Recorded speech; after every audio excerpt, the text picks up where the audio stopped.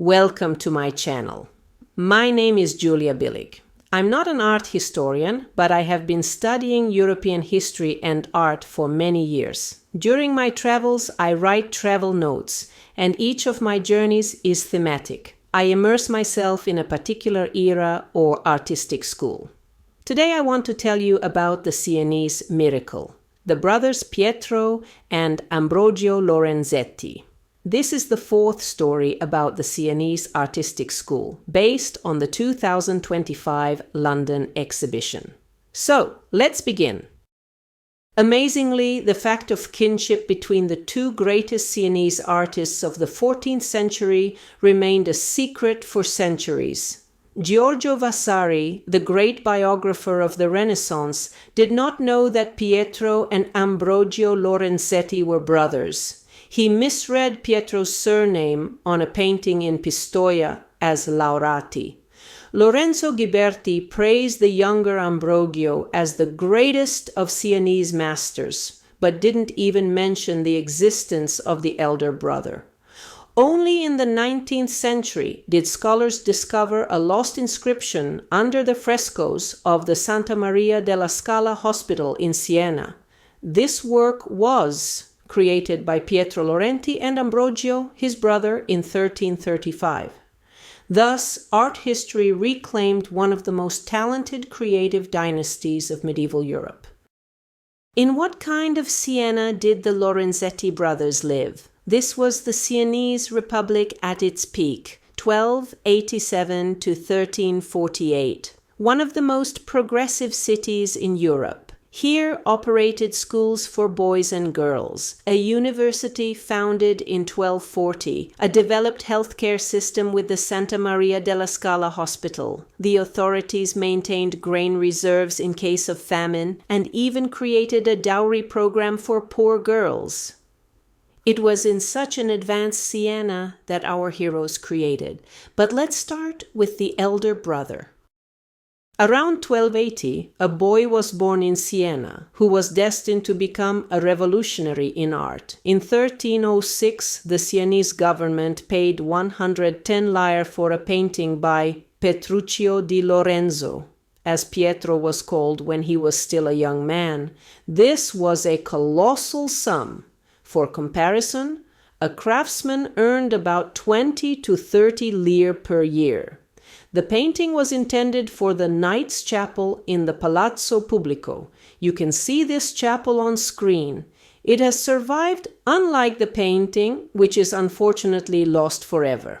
Almost nothing is known about Pietro's childhood, but the fact that both brothers became artists suggests a family connected to art. He probably studied in the workshop of the great Duccio. Pietro Lorenzetti's Crucifix. In 1315 to 1320, young Pietro creates a remarkable work in the painted cross technique. The artist skillfully combines wood carving with painting, first carving the relief outline of the cross and figure of Christ, then covering the entire surface with fine tempera painting. What makes this crucifix special? Lorenzetti masterfully uses the volumetric quality of wood to create striking effects. Christ's face acquires special expressiveness. Every feature is emphasized by the play of light and shadow. The loincloth is painted with such care that the fabric seems to flutter in the wind. The folds are so alive and natural that they create a sense of movement. For its time, this was an advanced solution. Lorenzetti virtuously combined sculptural plasticity with painterly mastery, creating a work that affects the viewer with all its three-dimensional expressiveness. This was created in the era when Dante was completing his Divine Comedy. Both masters, each with their own means, strove not just to show, but to make one experience. Christ between Saints Paul and Peter, also painted in 1315 to 1320. This is simply a treasure that almost slipped away from Great Britain. Imagine the drama. In 2012, this 700-year-old panel was being sold at Christie's auction, and the British government literally imposed an export ban at the last moment so that museums could raise money and keep it in the country. This gold-ground panel was most likely painted for a church in Pietro's native Siena, but for many years it hid in the private collection of English aristocrats, the Earls of Cowper, and in 2013 the Ferenc Hull Museum was able to acquire it with support from numerous funds, including the National Heritage Lottery. This is the only fully authentic work by Pietro Lorenzetti in Great Britain. After 4 years of intensive restoration at the National Gallery in London, when they cleaned away darkened layers of varnish and old restorations, the bright colors and expressive figures appeared in all their magnificence. 3 half-figures are arranged under separate rounded arches, but connected by silent conversation through gestures and expressive gazes. Christ in the center raises his hand in blessing, but his gaze is directed not at the viewer, but at St. Paul. Paul is on the left, with bowed head and furrowed brow, holds a sword, the instrument of his martyrdom. And what a sword! It's in a sheath, wrapped with a red ornamented belt with tassels. Realism more characteristic of Renaissance art. Pete R., he is on the right side, holds his traditional attribute, a large key with an ornamented tassel. And now, the most intriguing part. Research by the National Gallery and Philadelphia Museum of Art shows that this panel could have been part of a large polyptych, possibly for the Church of Santa Maria dei Servi in Siena. It's assumed that it was positioned above Lorenzetti's panel, Madonna and Child enthroned with donor and angels, painted around 1319. In 2023, scientists used synchrotron X-ray methods to study the painting's gilding and discovered that Lorenzetti used a complex composition with arsenic to create special effects with metallic sheets. The artist literally experimented with toxic substances for the sake of beauty. The Tarlati Polyptych, 1320. This is a real bomb in the medieval art world, and literally today's sensation. Imagine, for the first time in 700 years, this masterpiece left its church of Santa Maria della Pieve in Arezzo and traveled to New York for an exhibition at the Metropolitan Museum and to London. On April 17th, 1320, Pietro signed a contract with Bishop Guido Tarlati to create a large multi-panel altarpiece for the Church of Santa Maria della Pieve in Arezzo. Pietro committed to work on the altarpiece without interruption and not take other work until its completion. This was a contract condition, complete devotion to the project. Bishop Tarlati was no ordinary patron. He died in 1327, 7 years after the commission, so he got to enjoy the result. This is one of the most documented works of its time. We have the actual creation contract. At the center of the gilded 3-tier altarpiece is the Madonna in a magnificent cloak lined with ermine, with the child surrounded by saints. The dimensions are simply stunning, almost 3 by 3 meters, and that's just the main part. In the upper part, the Annunciation surrounded by 4 pairs of saints, and at the top, the Assumption surrounded by 4 holy women. Pietro radically departed from typical depictions of Madonna and Child. Her hair is open, arranged with a thin dark ribbon. The interaction between mother and child is more dynamic. Christ pulls at the Virgin Mary's hem while she gathers her cloak with her right hand. Notice the cloak, shining pink with a repeating pattern of quatrefoils. What a contrast with the more traditional blue covering. The work bears the author's signature, artist Pietro of the late Lorenzetti, who was from Siena. But Pietro's true calling was revealed in Assisi. Between 1315 and 1320, he created in the left transept of the lower church of San Francesco a cycle of frescoes that became his masterpiece. 17 magnificently preserved scenes of Christ's Passion showed the influence of Giotto's monumentality, the impulse of Pisano's expressionism, and Duccio's legacy. Working conditions were extremely difficult. Semi-darkness reigned in the lower church with almost no natural light. Pietro had to work by candlelight, making color accuracy almost impossible. Perhaps that's why he worked only during dry summer months when the plaster could properly dry. Particularly striking is his Last Supper, a bold violation of iconographic traditions. Instead of the usual long table, Pietro placed the apostles around a round table in a hexagonal room under a starry sky. To the left of the sacred meal, he depicted a kitchen with a man washing dishes, a woman at his shoulder, a dog licking food scraps, and a sleeping cat. This everyday scene became a true innovation. Domestic animals and plates cast clear shadows at specific angles depending on their relationship to the fire in the hearth. For the first time in medieval art, the artist showed an understanding of light as a physical phenomenon, allowing him to harmoniously combine the symbolic light of the halo with natural illumination. Working on the Passion cycle, Pietro faced a problem that tormented all artists of his time: how to depict the halo, this symbol of divine light, in the context of new perspective painting. The traditional flat golden disc created obvious contradictions with realistic depiction of figures in three-dimensional space. Pietro's most significant innovation was the introduction of hexagonal halos for special categories of characters. In the Crucifixion frescoes at San Francesco, he first depicted the converted centurion and Longinus with hexagonal halos instead of traditional round ones. This decision was revolutionary. It allowed creating a hierarchy of holiness, visually distinguishing the recently converted from canonical saints, and better fitting halos into perspective composition. These frescoes survived a real drama. By the mid-19th century, the chapter house of the Franciscan monastery of San Francesco in Siena had been turned into a forge, and the priceless frescoes were whitewashed over.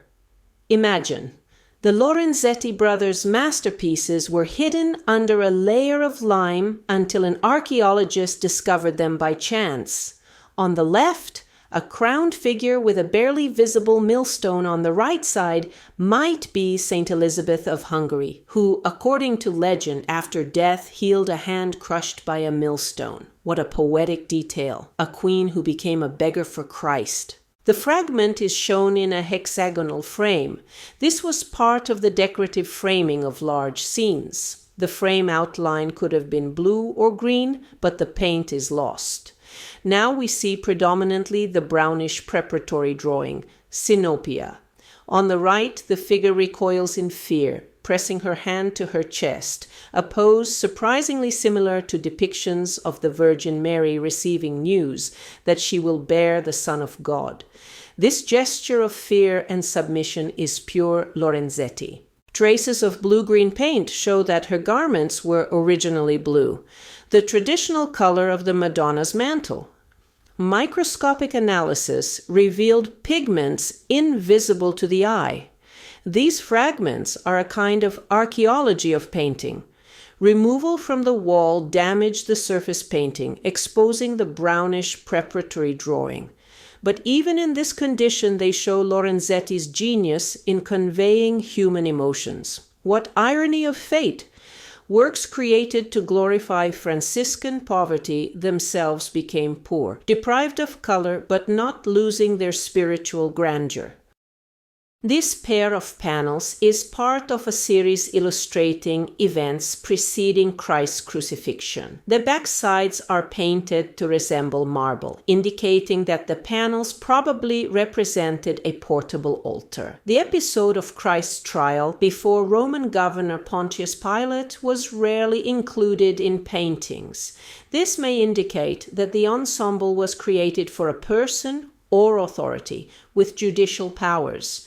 Both panels are distinguished by exquisite detail, from curls of gilded fringe to sticky blood flowing from Christ's wrists on the cross. Christ before Pilate is a real psychological thriller. Lorenzetti depicts not just a religious scene, but a drama of power and conscience. Pilate here is not the villain from a school textbook, but a complex person tormented by doubts. Look at his face. And Christ! This is not the silent victim of Byzantine icons. In Lorenzetti's work, he looks at Pilate with such calm and understanding that it becomes clear. Who is really the judge here? The crowd behind seethes, faces distorted by anger and curiosity, but the center of the composition is this silence of understanding between the two main characters. Crucifixion is even more stunning. Lorenzetti was a master of conveying pain, but not physical, emotional. Mary doesn't just grieve, she literally breaks in half from sorrow. Her body curves as if being torn apart from within. And John the Evangelist presses his hand to his heart so naturally that you feel it breaking.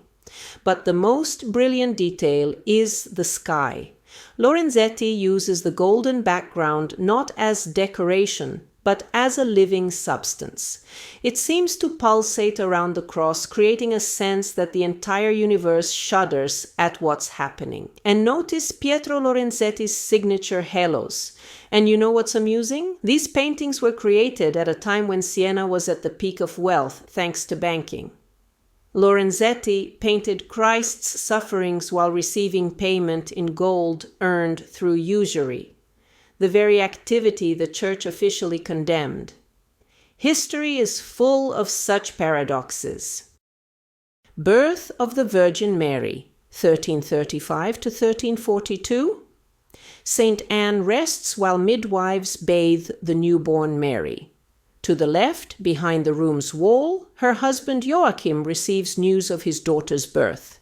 According to apocryphal tradition, Joachim was expelled from the temple for childlessness. This was considered a sign of God's wrath.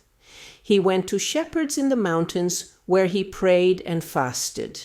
In the painting, he's shown precisely at this moment of estrangement. He seems not yet daring to believe in the miracle. His posture and facial expression convey a mixture of hope and uncertainty. The birth of the Virgin Mary was traditionally viewed as one of several episodes in a narrative cycle. Here the story takes center stage, providing Pietro the opportunity to create mesmerizingly complex spaces on the main panel.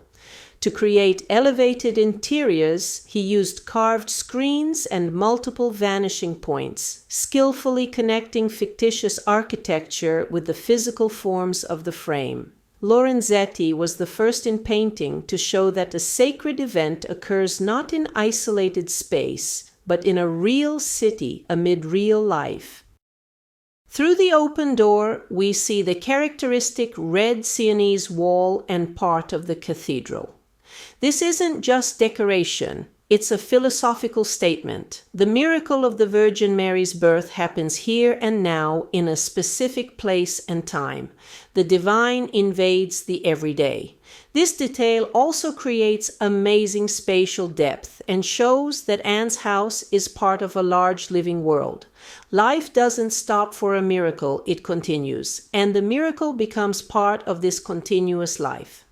The open door with a view of the city can also symbolize this house's openness to the world, readiness to accept divine will.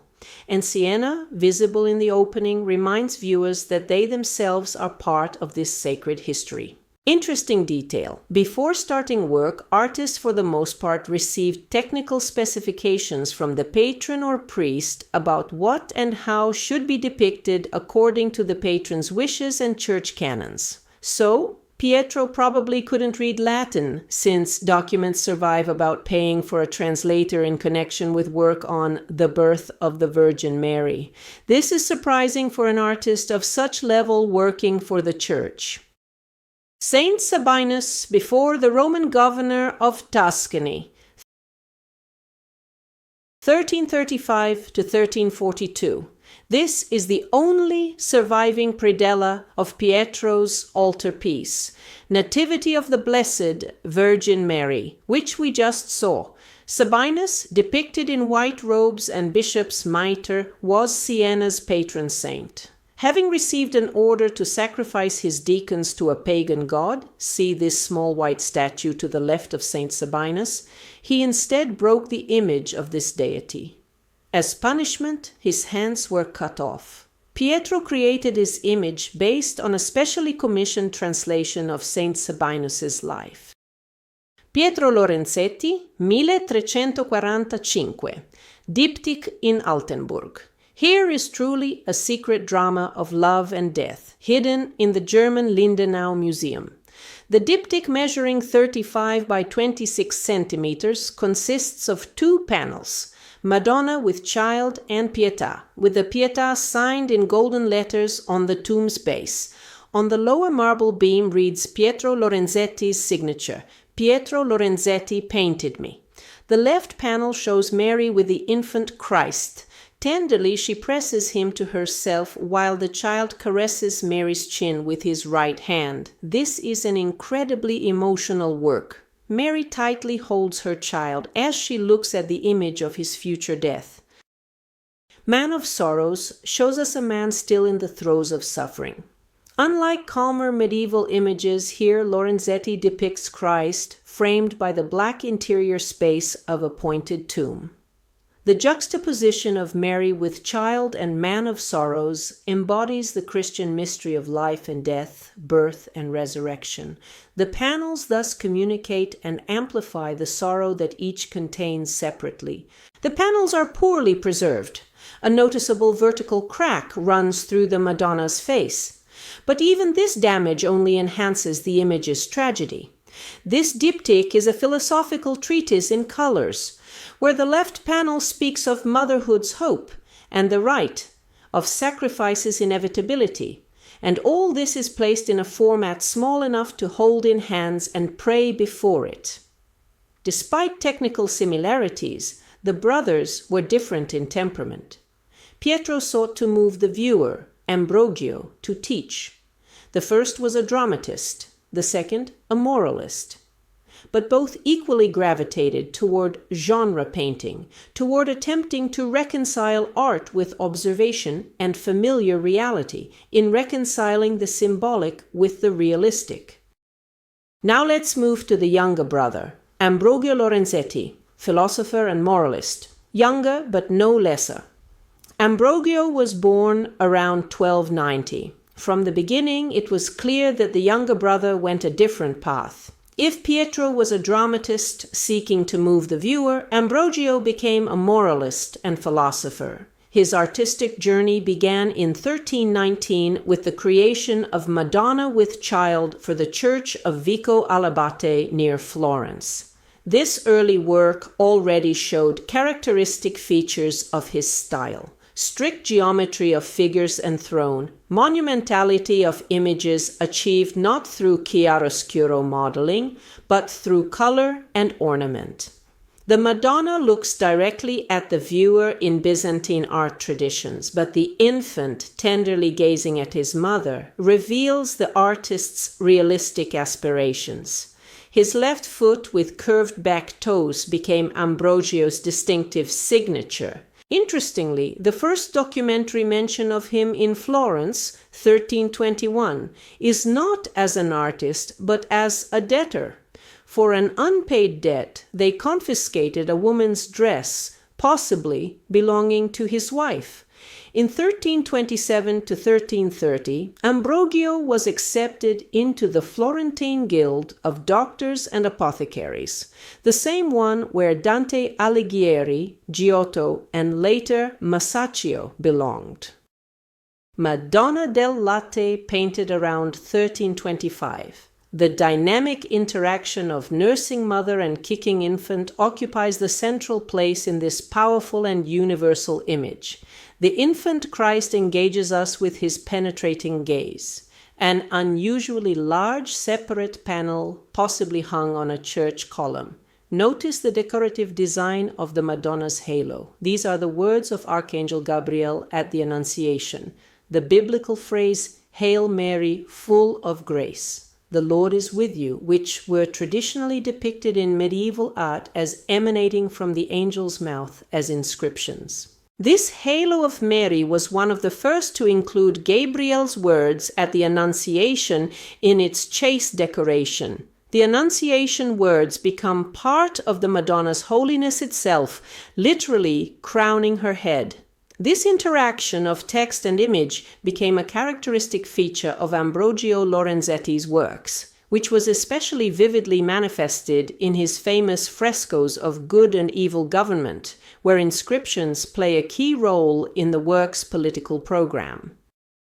This fresco gem is one of Ambrogio Lorenzetti's most touching works, created around 1325 for the chapter house of San Francesco Monastery in Siena. The fresco fragment was discovered under whitewash in 1855. When the fresco was cut from the wall, it was stored in the church caretaker's room, and he decided to sell it in the 1870s. When the fragment was being sold in Siena, fierce international competition unfolded for it. The Order of Poor Clares was founded by Saint Clare, a follower of Saint Francis of Assisi, in the 13th century. The nuns lived in poverty and penance and were therefore called Poor Clares. Traces of brown paint remained on the tunics, allowing identification of the nuns as belonging to the Order of Poor Clares, whose clothing color was brown. The group of women is tightly clustered. The edges of their veils gently flutter. The faces of two women behind are partially hidden by the cloaks of figures in front of them, creating a sense of crowd depth.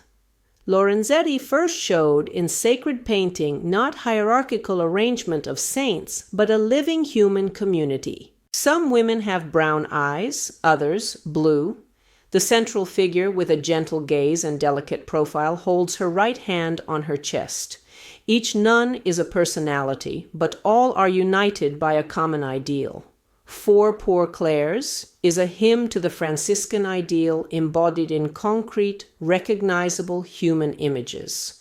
Ambrogio created a genuine democracy of saints, where each face is a personality, and all together form a community united by love and service. Ambrogio Lorenzetti, Scenes from the Life of Saint Nicholas. These four panels were painted in 1332 for the Church of San Procolo in Florence. They are small but not secondary artworks that include what some art historians consider the earliest seascapes in Western art. These panels probably once flanked a central image of St. Nicholas, painted or possibly carved. The panel is the first part of a cycle of 4 stories from St. Nicholas's legend, whose overall structure remains a mystery. The 4 scenes are presented in the following order, clockwise.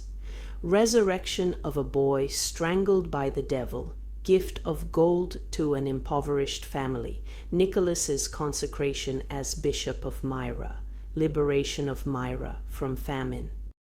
Scene with gold for the poor family. Saint Nicholas secretly throws money into a poor man's house who feared he would have to force his daughters into prostitution. This scene apparently depicts the first night when the father tells his eldest daughter that he'll use the money for her dowry.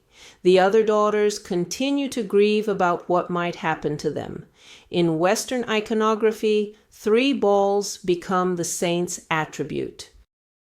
Nicholas's consecration as Bishop of Myra. Here, St. Nicholas is depicted twice. First, the bishop pulls the saint by the sleeve to inform him of the unexpected news of his appointment as Bishop of Myra. The bishop was told in a dream to choose the first person who came to church for matins. He was to become the new bishop. In the background, bishops on the right and left prepare to give Nicholas his new mitre and staff, and he, in blue, kneels before the priest at the altar. Saint Nicholas and the Grain Ships. This panel was probably commissioned by a Florentine patron during a grain shortage in the city. Nicholas persuades sailors to share precious grain cargo that pours down a chute into waiting boats. Angels replenish supplies from heavenly sacks. Resurrection of the boy strangled by the devil. Nicholas intervenes in a chilling story about a child strangled by a clawed devil disguised as a pilgrim. This is a complete film. On the left, the boy meets the devil, who strangles him. On the right, he lies dead on a bed and immediately comes alive at Nicholas's command, whom you can see on the left in golden radiance. And Ambrogio depicts all this on one panel. Contemporaries noted Ambrogio's special intellectuality. Giorgio Vasari wrote that his manners were rather those of a gentleman and philosopher than an artist. Ambrogio was fascinated by classical antiquity. Lorenzo Ghiberti mentions his interest in an ancient statue attributed to Greek sculptor Lysippus, which was discovered during excavations in Siena. In the Maestà of 1335, maternal love becomes a theological argument, just as Dante's love for Beatrice becomes a path to divine truth. The Madonna is ready to seal her deep connection with the child with a kiss, a gesture absolutely human, but revolutionary in the context of sacred art. Lorenzetti, inspired by Dante's synthesis of earthly and heavenly, creates a new language of religious art where the divine is known through the human and the eternal through the temporal. But Ambrogio's true triumph awaited in the Palazzo Pubblico. In 1338 to 1339, he created his undoubted masterpiece, the frescoes Allegory of Good and Bad Government in the Hall of Nine. This was the first large secular series in painting history, art without religious conception. The work's scope is striking. The series covers 3 walls of a hall measuring 7.7 by 14.4 meters. On the eastern wall, effects of good government in city and country on the western, allegory of bad government and its impact on the northern, allegorical figures of virtues. In Effects of Good Government, Ambrogio created the first panoramic urban and rural landscape since ancient times. This is an incomparable pictorial encyclopedia of scenes of peaceful medieval town and countryside life. We see dancing, banquets, children in school, weddings, peasants leading donkeys to market, while others work the land. In the distance, a port where ships arrive. I won't dwell long on this work, firstly because it wasn't at the exhibition, and because Allegory of Good and Bad Government is a masterpiece that deserves separate discussion. It's too vast and multifaceted. Annunciation 1344. This radically innovative painting, almost square, is not an altarpiece but painted by commission of Siena's tax office. Ambrogio Lorenzetti's last dated work and one of the most revolutionary works of the 14th century. The monumental scale of figures in the painting's field is unprecedented. The quite realistic use of geometric perspective in the floor paving contains one of the first applications of clear linear perspective. Gabriel's message and Mary's response emanate from their mouths, pressed into the painting surface. The angel's words and the vertical column form a cross at the painting's center. The angel speaks Latin words. Nothing is impossible for God's word, visible between his mouth and the Virgin Mary's breast. The Virgin, looking up, responds, "Behold the handmaid of the Lord." Lorenzetti chose an unusual moment of Mary's Annunciation for his painting, the moment when the angel explains to her how conception can occur and when conception itself takes place. The Virgin Mary's earring may refer to jewelry on more ancient cult statues of Mary. In this late and very finished work, Ambrogio abandons his usual earthly depiction of realistic and human details in favor of emphasizing the almost Gothic elegance of the two characters. The use of chiaroscuro, light modeling technique in faces and draperies, shows Giotto's influence, which he acquired during his stay in Florence. Ambrogio doesn't copy Giotto, but creatively adapts his discoveries, maintaining Sienese refinement and decorativeness while adding Florentine plasticity and volume, creating his own style uniting the best of both schools. Although the brothers mainly worked independently, they maintained close creative connections. There's evidence they lent each other tools and materials. A key stimulus for Pietro's experiments with spatial projection was his collaboration with Ambrogio. Their main joint work, frescoes on the facade of Santa Maria della Scala Hospital in Siena, were unfortunately lost in the 18th century. They also worked together on frescoes in the chapter house of San Francesco in Siena, of which only fragments survive. An interesting story is connected with a diptych, now divided between Berlin's Picture Gallery and Harvard's Fogg Museum. Pietro executed Madonna with Child and Ambrogio, Crucifixion. In 1971, two scholars independently discovered that the elaborately worked gold pattern in both panels was identical. They were made with the same tools and stamps. Here is the final drama of the Lorenzetti brothers, two works from 1345, the last gasps of great masters before the plague takes them, Madonna enthroned with Child, Pietro Lorenzetti. This Madonna lacks the solemnity of early works. Here is only quiet love of mother for child and artist for his art. The golden background is reduced to minimum. Pietro no longer needs heavenly decorations. The human heart, illuminated by divine light, suffices for him. This Berlin Madonna is the swan song of a great master, the last word about the most sacred thing in the world, love between mother and child. Crucifixion, Ambrogio Lorenzetti. Unlike earlier works, here we see a crucifixion striking in its absence of blood.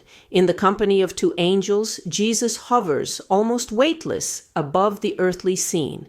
Ambrogio again visualizes the idea. Grief so strong it consumes the body. The mother, tormented by her son's suffering, lies as a seemingly bodiless, withered mass of blue drapery. Imagine, winter, 1345. The brothers work on the diptych knowing death approaches.